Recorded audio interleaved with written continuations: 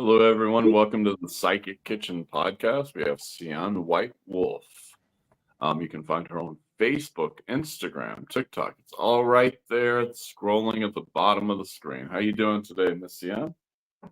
I'm doing great, and I love that intro, by the way. It's very flash. Thank you. Michelle put that together for us with a little bit of music composed by myself. So, yeah, thank you very much. How are you? I'm great. Thank you for having me on the show. I'm excited to delve into some spiritual stuff and talk about some interesting things to expand people's minds, hopefully. Excellent. So, do you want to just... Go ahead. I was just say, do you want to just introduce yourself? Tell us about who you are and the things that you do.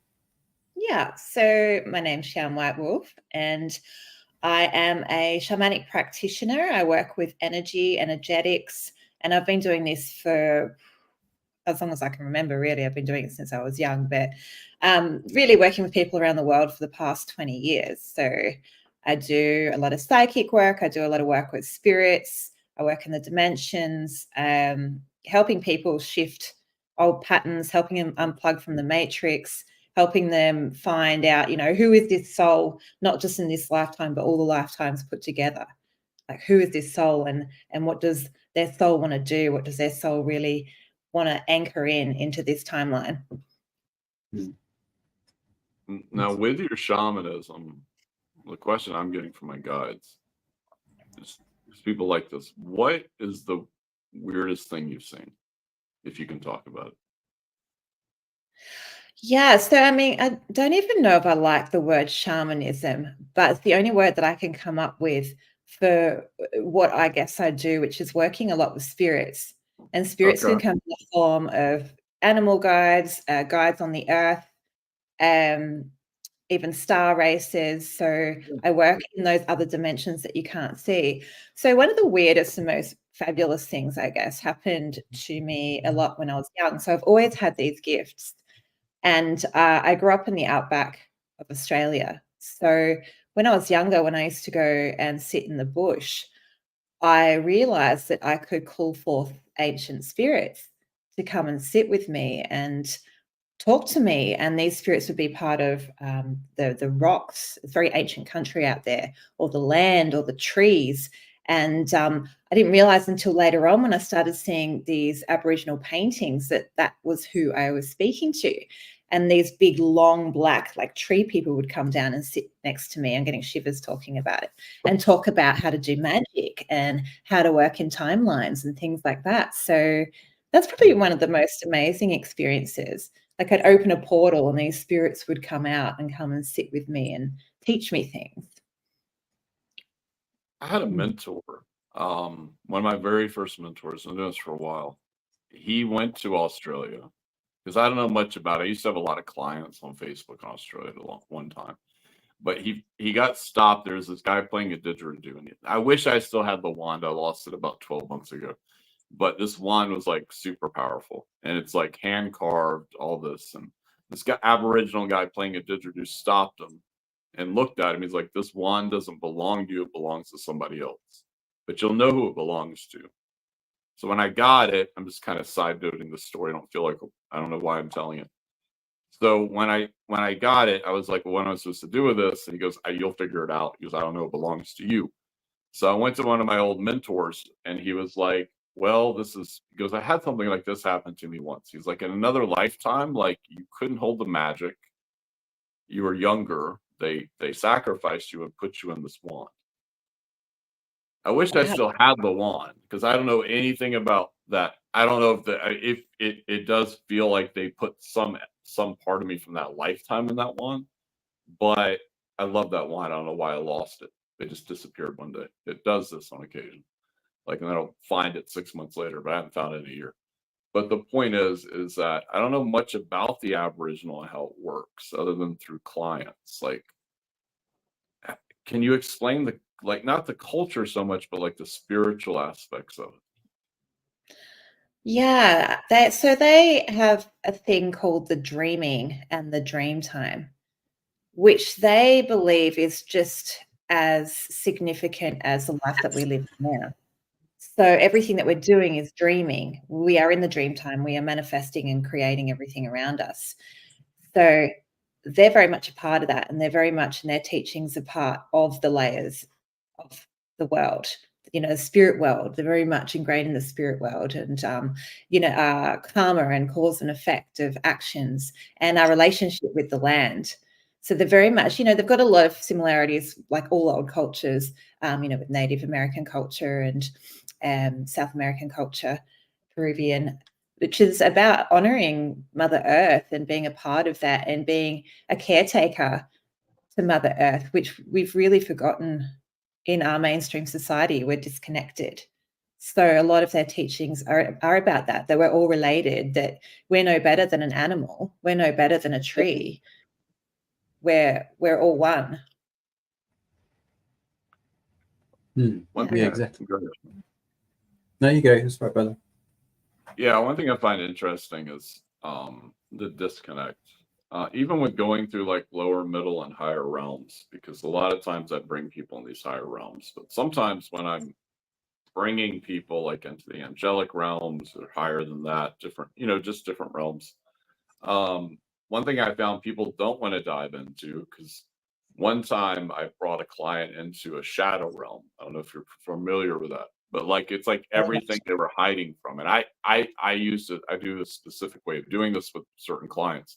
So I brought them in, and it was like all their pain was stored in this realm. Mm-hmm. And I was like, what is it? Because like everything's dark. And I was like, I don't know what this is. So I was like, pulled them back, even though I knew I was supposed to keep them in there, because they were a bit shifty. I think they needed to see how shifty they were. So, but then I pulled them out, and I was like, let me see what this is. I went back, and it was just constant, like everything from my childhood was stored in this realm. Yep. Like, I work very much with those realms, with the shadow realms. It's an integral part of someone's process of ascension. And I call it the underworld. The Egyptians talk about it. It's the underworld. So when we're talking, and I've just done a podcast on this in my podcast, the 7 layers of existence, which the Tibetans talk about, which the Egyptians talk about. And, in our spiritual society as well, we bypass a lot of the shadow realms, and we can't have the light without the shadow. Like that, they're both as important as each other. So, yeah, you brought someone into the underworld, which is where they have to face their karma, the shadows, the mirror, which can be very frightening. And a lot of people run away from that. A lot of people, like so many people, can't handle that. That's the scariest thing you can do, is hold up a mirror to yourself in a true form and see the things where you need to forgive and you need to, integrate, not bypass, but integrate your shadow. Like, I feel like I'm in the most powerful place I am spiritually, because I embrace my shadow and I embrace my light, and I use my shadow to create more power for myself. I think a lot of times, because I was trained in Mayan shamanism, I'm not part of the lineage, but my former teacher, it's like a 36,000 year lineage. And I feel like shamans kind of walk the middle ground a lot of times. I try to stay in the light as much as possible, but a lot of times I can do things, whether you want to call that exorcism or whatever, that other people can't do. Yeah. But I feel like people misconstrue that kind of work sometimes, because they don't quite understand it, because everything in our culture is like love and light, namaste, grand rising. But me and Jimmy, and you know this as well, that everything is not just about the light. Because without the light, you can't have darkness. Without the yin, you can't have yang. That's right. And when you actually go one step further and you're working with these spirits, and I call it calling on the jinn, can work with light and dark spirits. Like, at the end of the day, you start losing that massive polarity of dark, and light, and it sort of starts evening out when you start working more and more with these realms, like the dark and the light even out. But yeah, shamanism, I've done many exorcisms as well. And you can't have a proper spiritual understanding or work in those realms without embracing both, because there's a lot of darkness that you come across. Most people have entities and attachments. Most people have family generational trauma. like dark stuff. There's dark stuff in the world.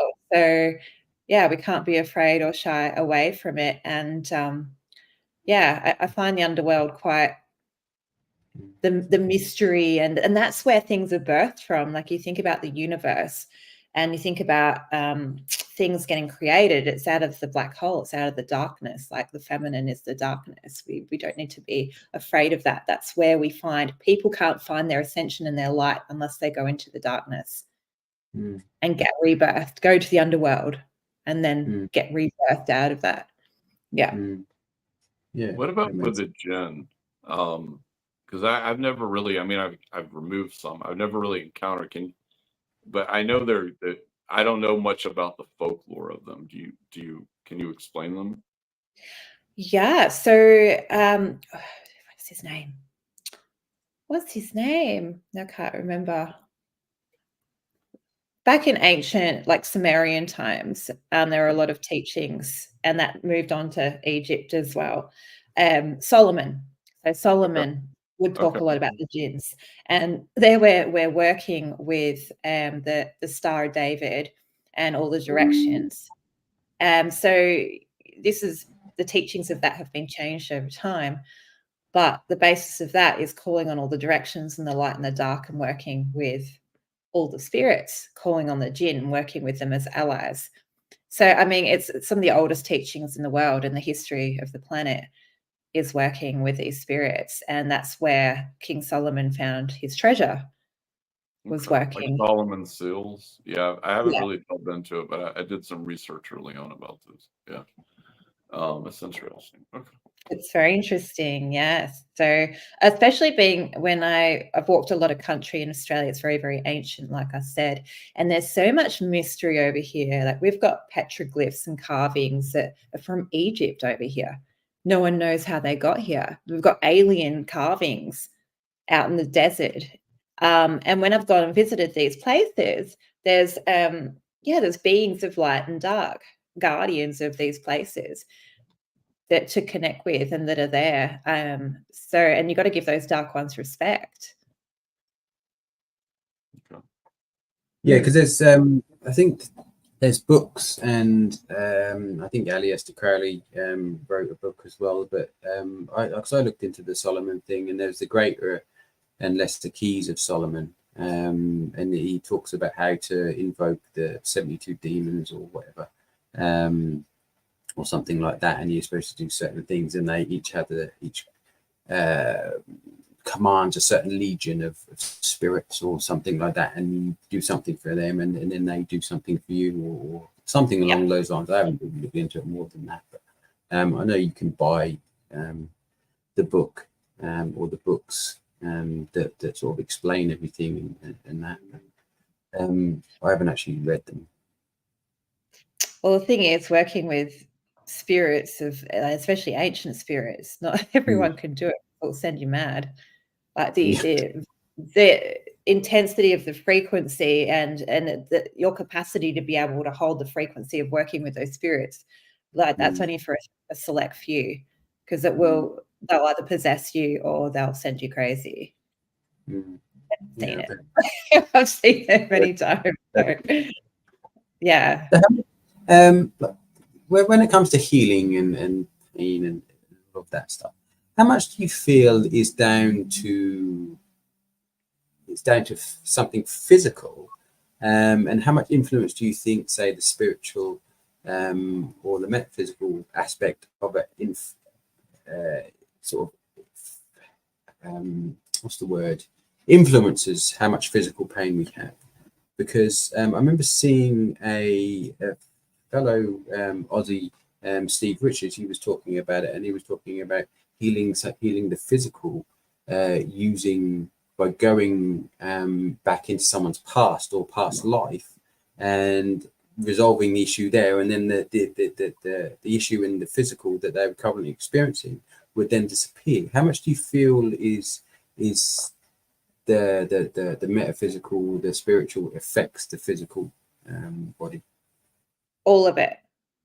Everything. It's all metaphysical first. It's all energy first. Before we have matter, we have energy, and we have light, and we have thought, and that creates the physical. So all physical illnesses come from a mental illness or a vibrational illness or a trauma in the past that's been stored in the body. So it's like the energy grows and gathers substance over time and then starts turning into something physical.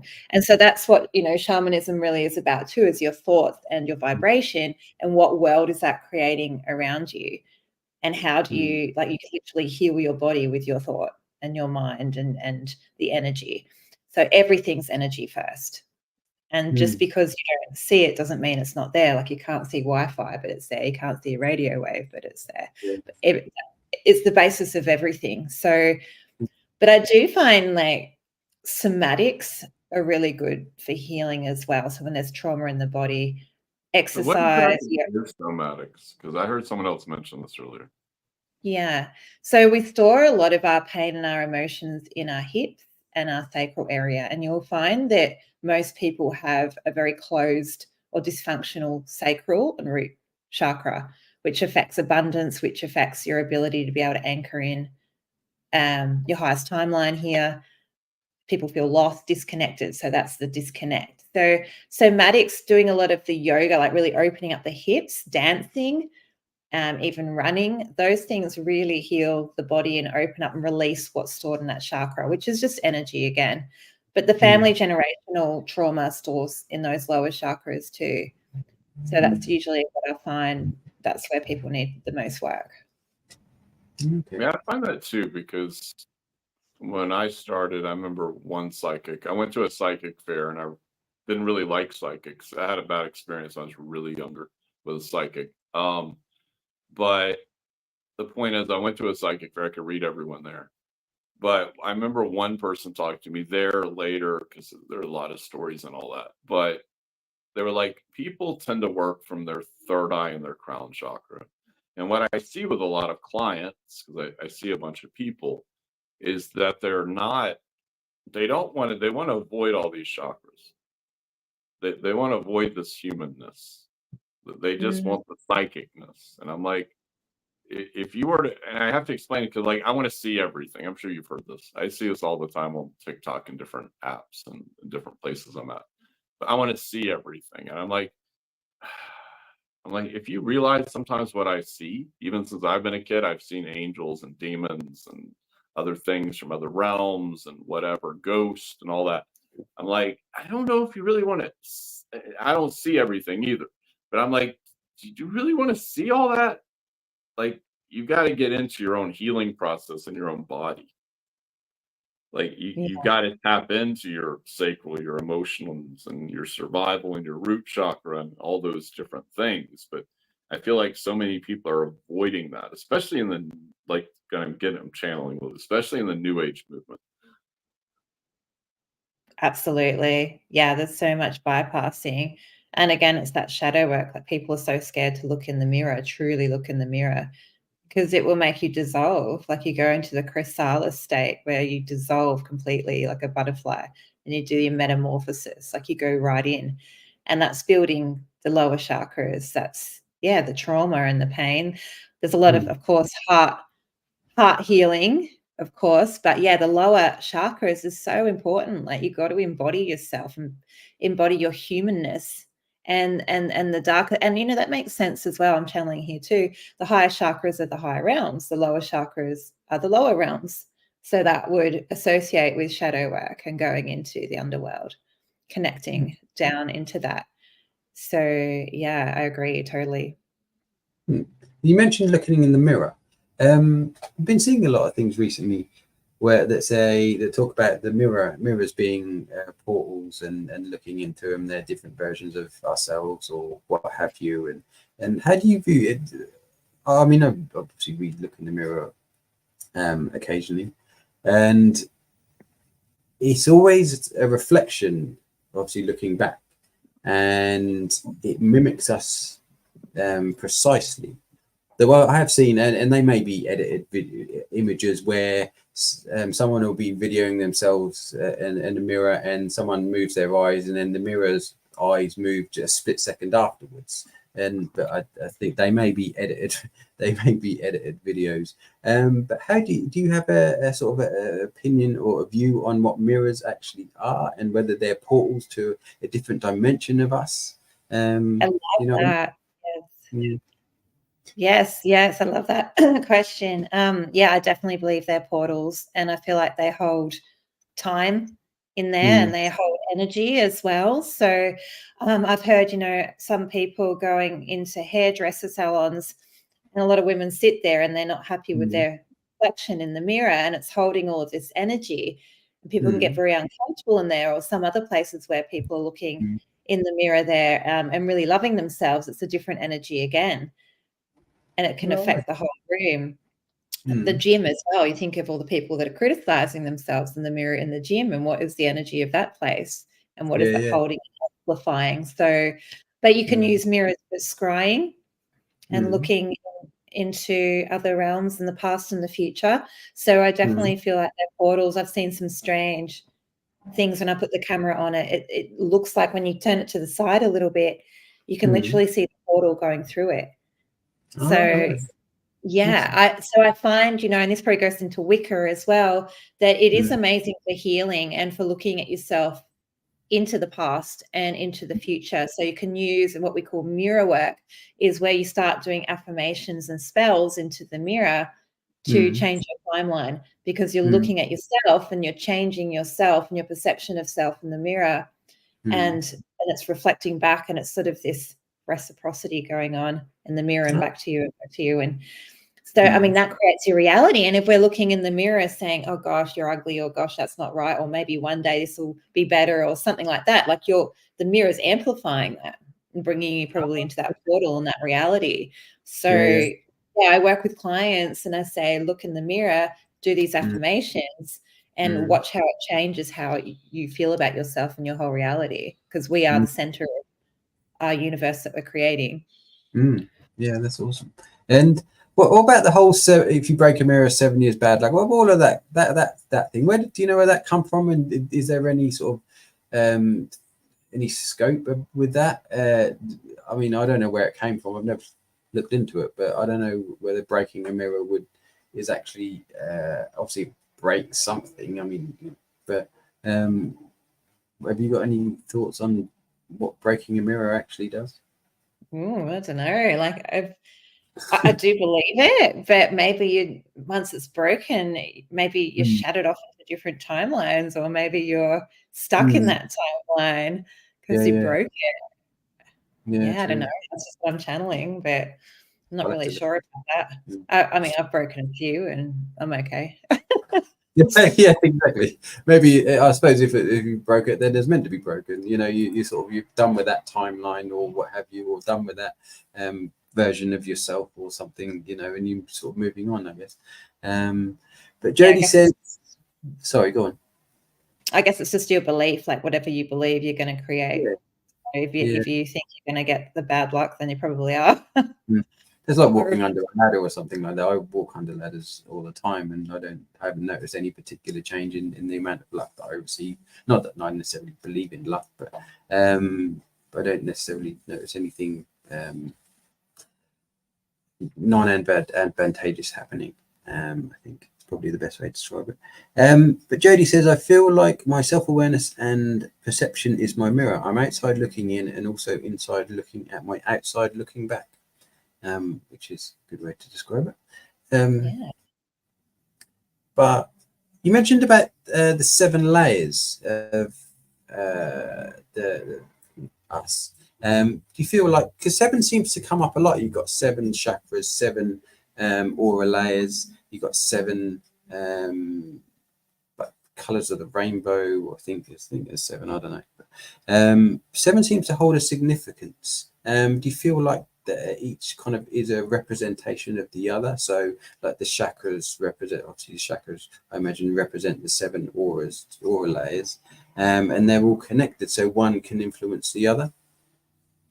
Yeah, so this is really fascinating. So there's actually, I believe, 12. There's 7 and 12, but if you go further out, like there's 12. We've got 12 chakras actually, and there's like 12 heavenly realms. Right. So Pythagoras actually delved into this a lot. And it's the heavenly spheres, they're called. And this goes back to sacred geometry. So when he started working out sacred geometry, that's when he worked out, how the universe works and the planetary bodies and the celestial bodies. So we've got source, and then from source that breaks out into Vesicopisis, which is 2, and then that breaks out again. So we're going Fibonacci. Then I think that goes, is it 5, then 7, then 12, something like that. But I'm not sure if that's correct. But it is the shape of how sources fractaled off.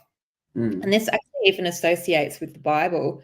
So you've got the archangels, which is, I think, maybe 12 of those. But this is what I've seen when I've gone into everything as well, is there's 12 guardians around source. So we are all one. Everything is one. What is happening with our bodies and our chakras is the same as the earth, which is the same as the universe. Everything works in patterns. Like even the division of our cells works the same as how the universe works in sacred geometry, and the Fibonacci is in everything. When you start understanding sacred geometry, like I'm getting shit, you understand everything. Everything is patterns and energy first, then turns into matter.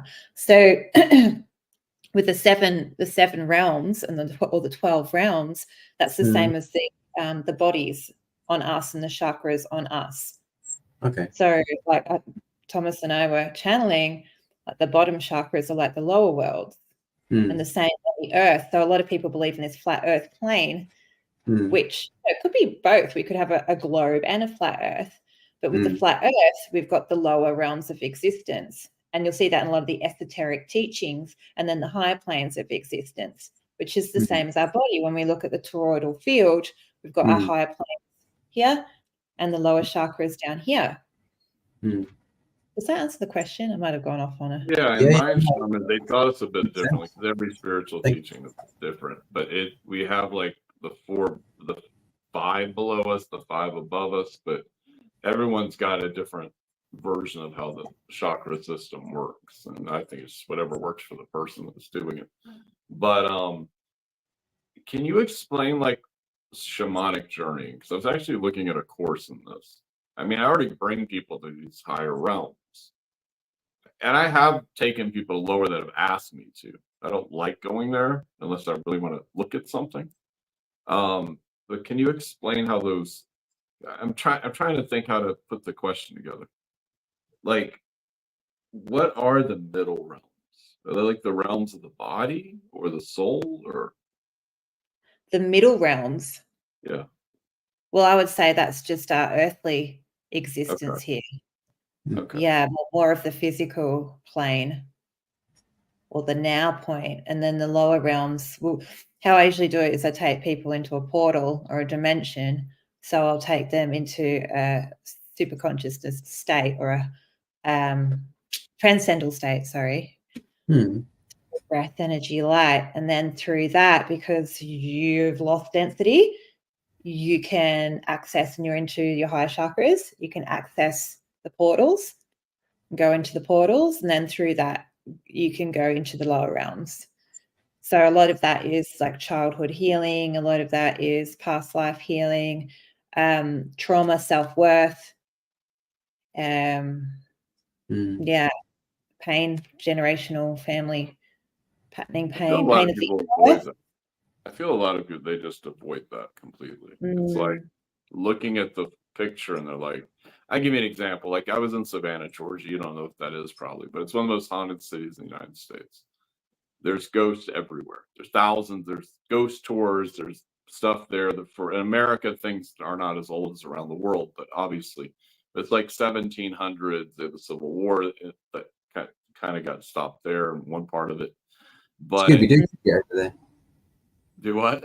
I said Scooby-Doo and the Mystery Machine should get over there. Like Ed and Lorraine Warren went down there quite a few times, if you know about The Conjuring and the Demonologist book and all that. But the point of it is there's so much dark energy there.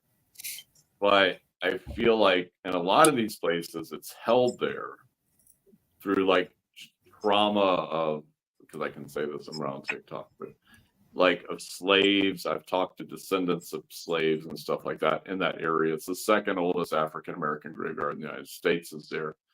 But it's like they don't they don't look at that energy. It's like they're, at least in Savannah, they're holding on to it.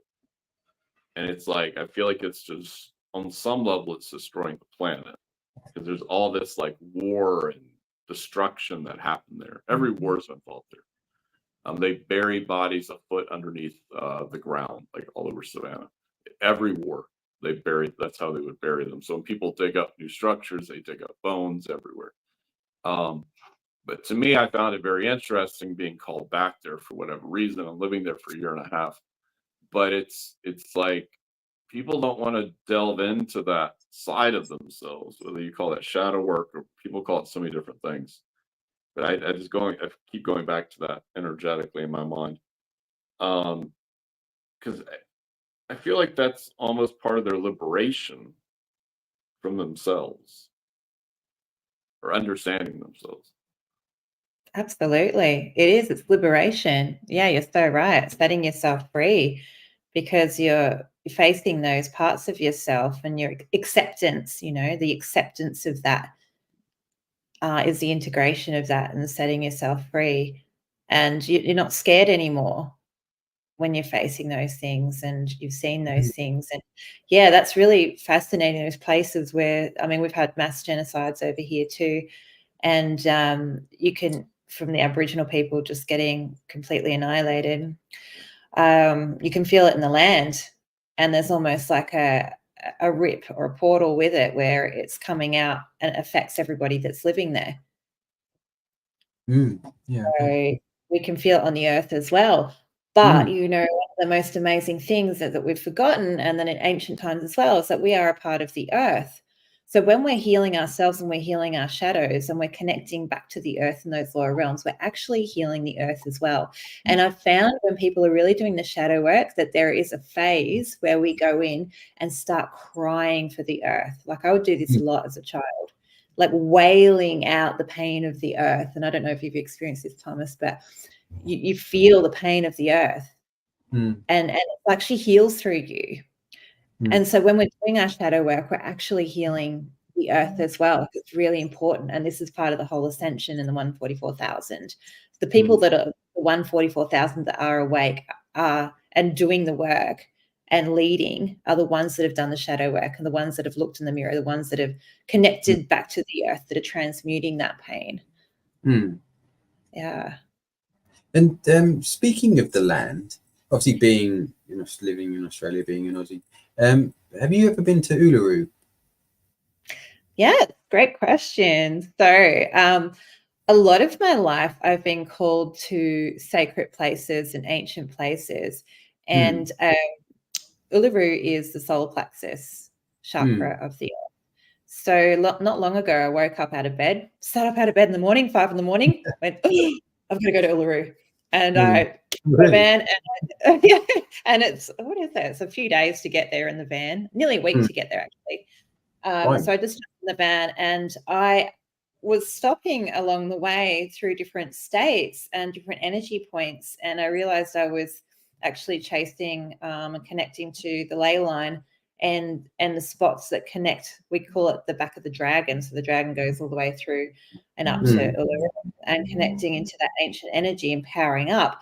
And it's like it called me, and I had a massive learning from this. It called me out there and it was filling me full of energy from one place to another and carrying, like I'm a crystal or a transporter of energy, carrying it from one place to another place, because there's a lot of blockages in the earth from mining and things like that as well, and trauma and things getting stuck, and we are a part of the earth. And in the ancient times we would have that symbiosis relationship where we were recharging from the earth and we were giving back to her and recharging her, and there was a bit like Avatar, a part of the earth coming in. So I was taking this energy out to Uluru, and then when I got to Uluru, I was fully activated, like the light switch on, like lit up, this energy going off, and I could feel this energy filling me up. So I'm like, okay, all right. And then after that, I went back to the coast. I arrived back on the East Coast, and I mean, I had many adventures along the way. I felt myself turn on again, like the switch turn on again. And then all of this energy, and I'm on this full trip, like I was on full DMT or mushrooms or something, and I was completely straight. And I went into a trance, and I could feel all of this energy emptying out me, out of my body, out of my fingers, out of my toes, and I could see, and I was journeying all through the earth. So the energy was healing and going all up the East Coast, healing the people, going all the way up to the North Australia, all into the Barrier Reef, all the places that needed healing. And I'm like, wow. And I went for, a couple of hours, and that just blew my mind. I'm like, she used me to heal herself. How fascinating. So that opened my eyes. It sounds like you're sort of a battery sort of being charged up and then dispersing, and amazing. I feel even with the DMT, because I have my own experience. I've tried to, I've done psychedelic when I was younger. I've done these things, but I tried to avoid the ayahuasca, the DMT, until about a year plus ago. I left the place I was living, and I had everything in my car because I'd moved there. And my friend of mine had given me something. We can say this on Facebook. I keep thinking we're on TikTok. So anyways, a friend had given me something, and DMT. And so I was like, he says do this 3 times. I'm going to do this 6 times. I want to see what happens. I know it's 15 minutes. I don't feel like I'm going to die from it intuitively. So when I did it, though, it was at a truck stop. So where they refuel trucks. And I'm sitting there like sleeping the night, but I'm sitting there and the walls turn into Mayan like ruins. And this voice starts talking to me. And it's like, look at your life. Like you manifested like the situation you're in now, because it wasn't a good situation I was leaving. All these other things, like you manifested all of this. So how are you going to change it? Is essentially what it was telling me. It was so profound, actually. I've talked to Source, I've done all kinds of things, but I've been into hell, I've done all kinds of things. But this one experience though still sticks out of my mind. Amazing. Yeah, it's profound. Look at yourself, yeah. And I also find like those plant medicines as well, depending on how much shadow work you've done, shows the experience that you're going to have as well.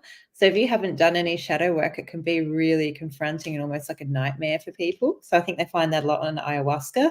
They'll start screaming after they face the shadows. And it's if they've never done it before, it's so intense for them. But it's not fun. I can tell you that, but I don't think anyone thinks DMT is fun. But at the same time, I was like, this is like one of the most profound experiences I've ever had for myself. Amazing. Like when I was 15, I was in this church, and then I didn't know my manifestation abilities, but I was like, okay, and I know it's a church, whatever, God's universal, but I was sitting in it the night before, and I was like, okay, God, you're gonna have to prove you exist to me. Like, I'm not gonna buy any of this. Like, I know I'd see all this stuff, whatever. I'm not gonna buy any of this shit. So the last night, the next day, I'm in this church thing, and I'm 15, and I'm sitting there, and everyone starts, and my mother had drugged me to the best evangelist in the world, and I thought these guys would touch you'd fall over on purpose. It was all bullshit. So all that happened, and like this energy came to the room, and as I said, I've been to all these different people, and I was like, this is all like meaningless bullshit. But this energy came through, and it just knocked everyone down, like except me. I was just standing there, and I was looking against the wall, and I saw this energy, and I was like, that's God. I was like, now I understand. Like I see God. I see the energy of God. It makes sense. Whether you call it God, source, creator, whatever. But I was like, now I see it. And seeing is believing. To me, it didn't even understand what faith meant until I'm 46, until I was like 42 years old. Like none of that made sense to me. Because I had already seen God. Like I'd seen the energy of God. It made total sense. As soon as I saw it, I was like, now I understand. But yeah, I don't think people realize like what that energy is, because in my opinion, God is ever creator, whatever word you want to use, encompasses everything. The light, the dark, the neutral, everything's connected on a different, like as Jimmy, because Jimmy works a lot with vibrations and frequencies and stuff. Like every frequency is connected in a different way. Or vibration. Right. The tapestry and the weaving of the universe and life, and DMT shows you that too. I love DMT. And we naturally have it in our bodies. And the most amazing experience that I had was on 5-MeO. Have you heard of that one? The toad.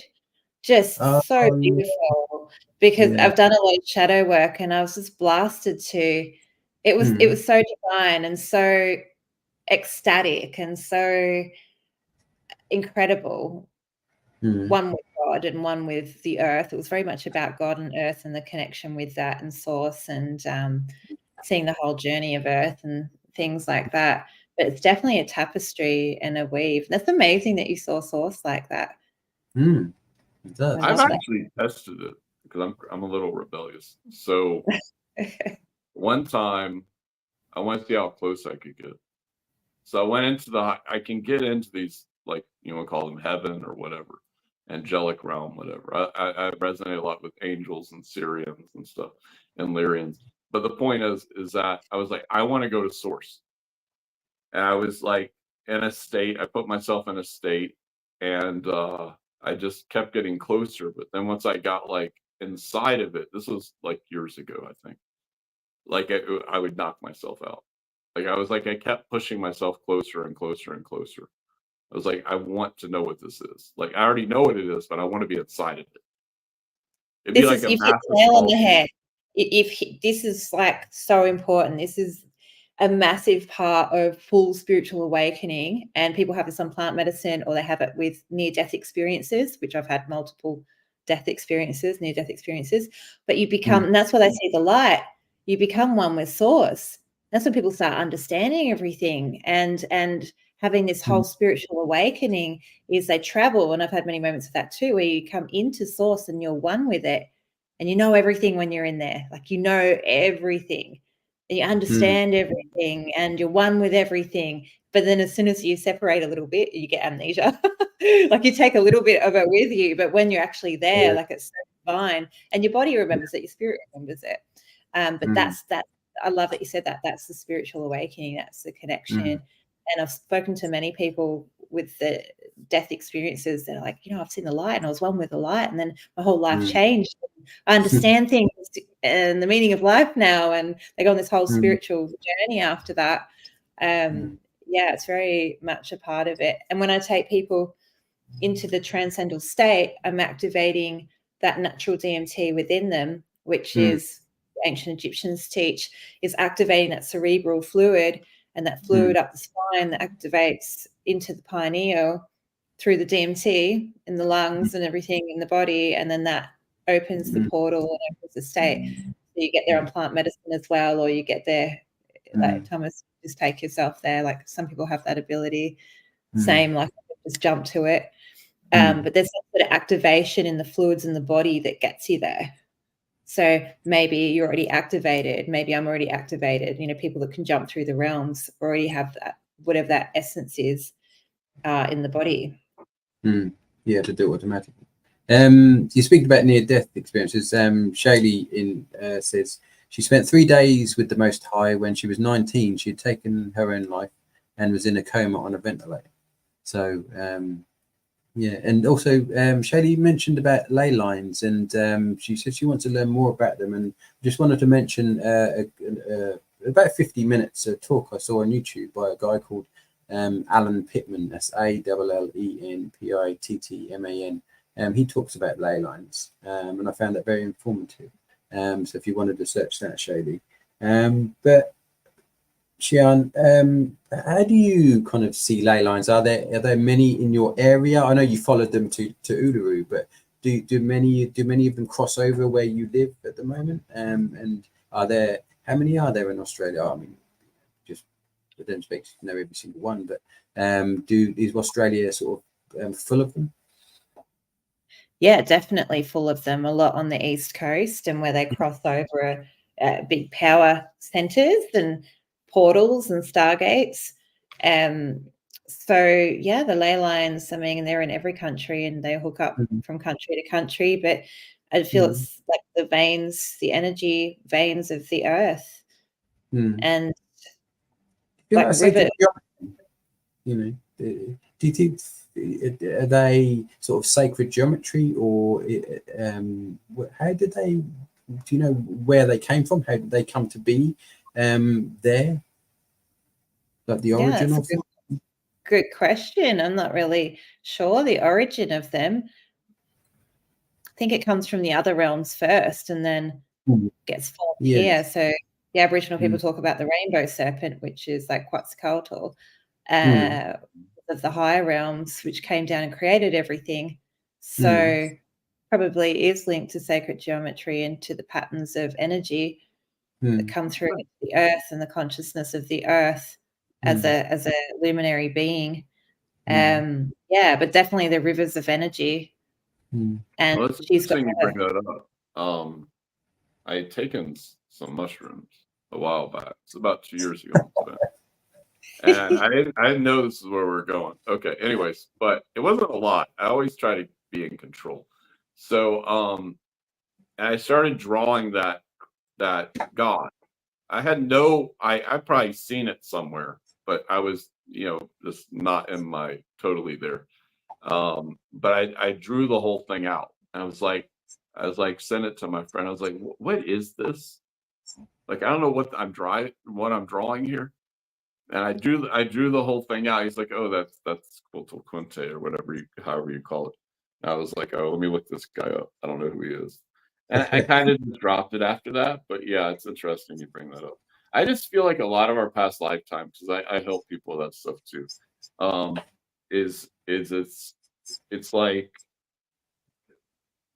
a lot of those traumas and stuff can move. It's like karmically, they recirculate.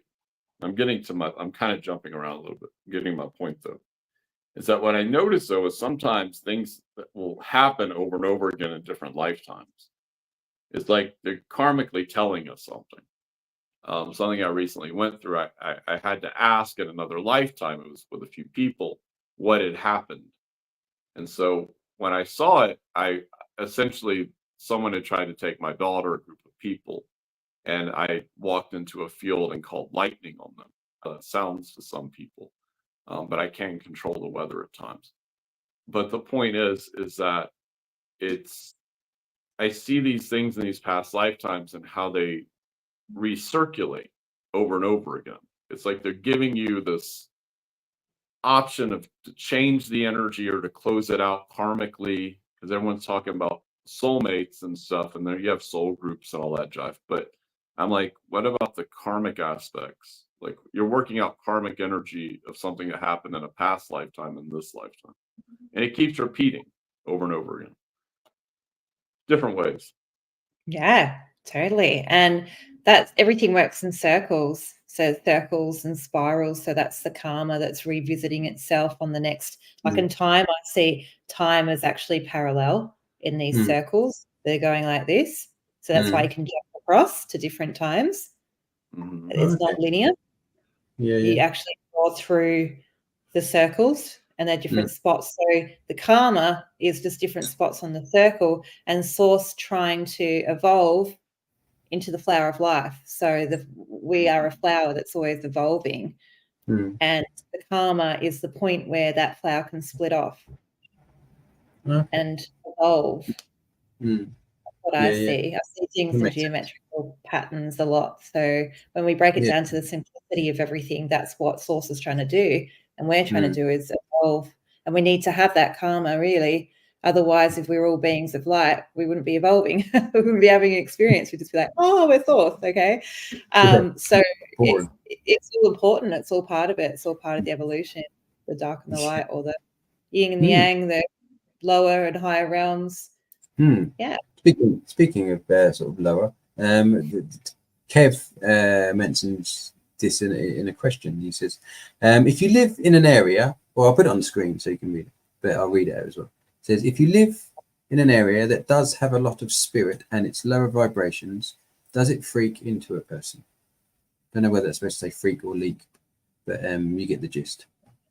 Freak into a person. Probably does freak into a person. Yeah. Is that a question to me?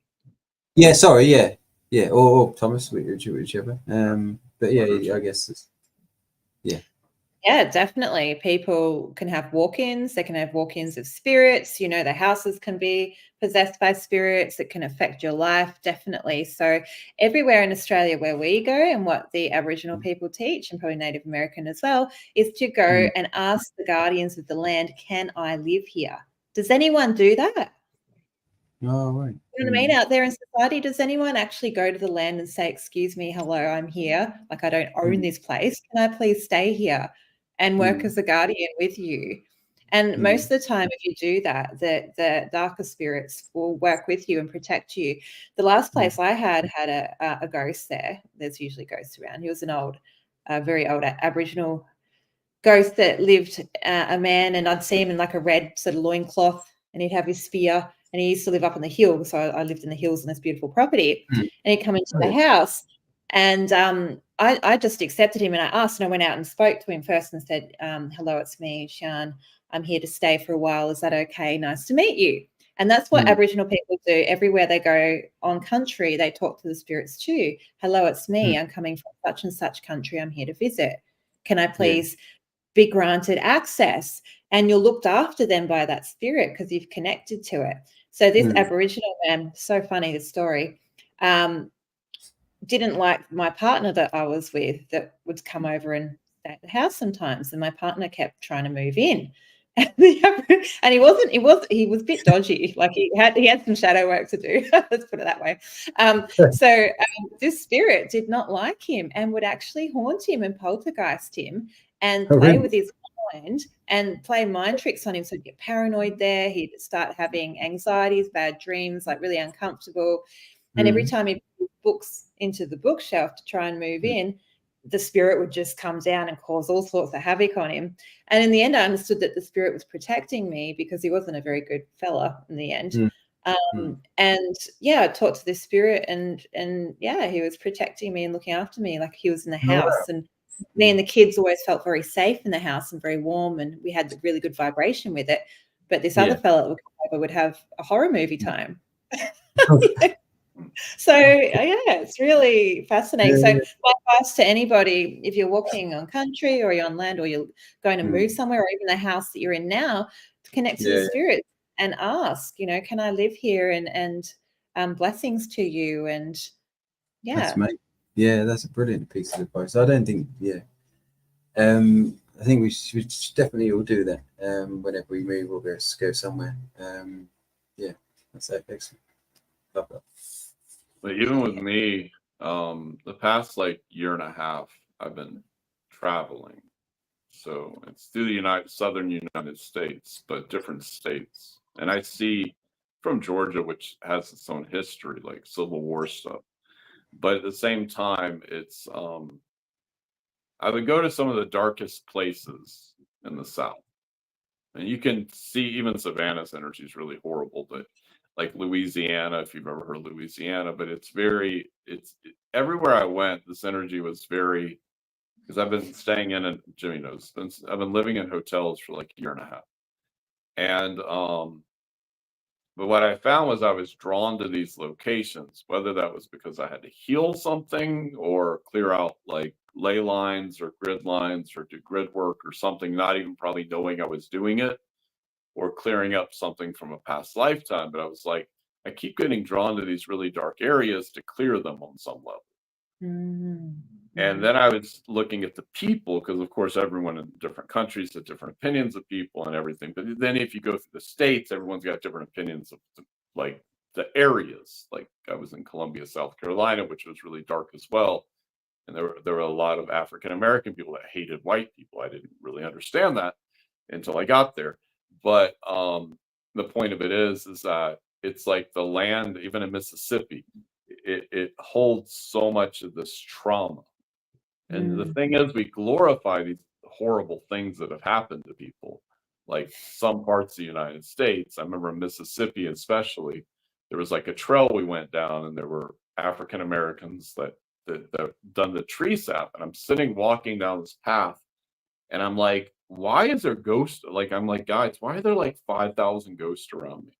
And they're like, they need you to cross them over. You're the only one that can do it. And I'm like, this is crazy. Like, they were crowding me.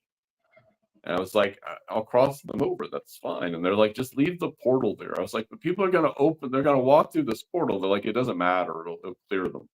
But these people, they need to get out. Like, you're one of the few people that can cross them, but they're stuck here. But they would have plaques up where like they got the tree sap out of the trees. And I'm like, they're glorifying this, which doesn't make any sense to me. Amazing. I haven't really met someone else that does that. I do that too, passing over spirits from the land, or like even roadkill has been stuck there, and the spirit will come to me, or when I was younger, but not at a mass amount like you have. So that's pretty amazing. But I feel like some of us are just chosen to have that frequency to be able to do that. Like, we're portals ourselves. We are the access point to be able to open those things.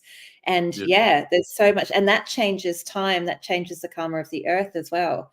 That helps the earth ascend when those lower dimensions can be transmuted, because that's keeping us stuck in a time as well, isn't it? If all those traumas are stuck there, we're stuck in that timeline. So I've done that a lot with spirits. They come and visit me, and I know it's time to pass them I over. was scared. When I first got to Savannah, because I had no idea what I was walking into. Like, it is one of the most haunted cities in the United States. So, like, I'm walking in this very famous park, and I'm on the phone with my friend, and my guys are like, look behind you, and there were 30 ghosts following me around. I was like, I don't even know what the fuck to do with this.